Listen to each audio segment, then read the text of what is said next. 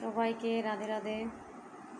এই তো স্নান করে আসলাম, এখন আমি রেডি হয়ে নেব রথে যাওয়ার জন্য। সবার সাথে আবার দেখা হচ্ছে রেডি হওয়ার পর। এই তো আমি রেডি হয়ে গেছি, এখন আমি চুলটা ছেড়ে যাব, যেহেতু আমার চুলটা ভেজা। পরে অবশ্য আমি চুলটা বেঁধে নেব। চলুন আমরা সবাই মিলে এখন রথে যাই। এখন রথের দিকে যাব। জগন্নাথ দেব সবার কৃপা করুক। জয় জগন্নাথ কি জয়। চলুন সবাই আমরা এখন রথে যাই। জগন্নাথ দেবের নাম নিয়ে আমরা বেরিয়ে পড়লাম।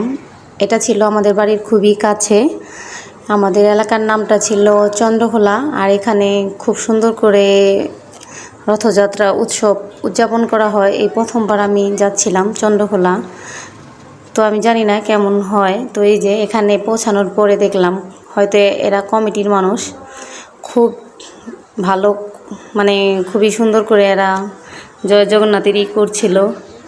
এই জগন্নাথ দেব তার মাসির বাড়ি থেকে আজকে চলে আসছে নিজের বাড়িতে। আজকে জগন্নাথ দেবের শেষ দিন।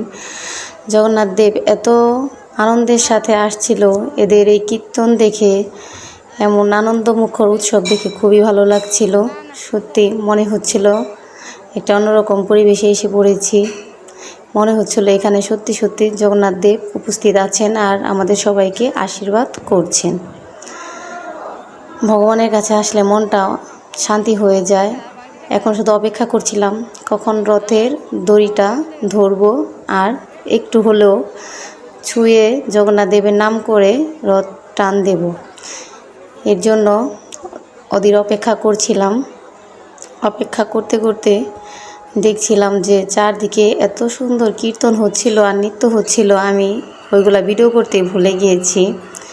এরপরে বহু প্রতীক্ষার পরেই তো রথের দড়িটা ধরতে পেরেছি। আর এইখানেও অনেক সুন্দর কীর্তন হচ্ছিল।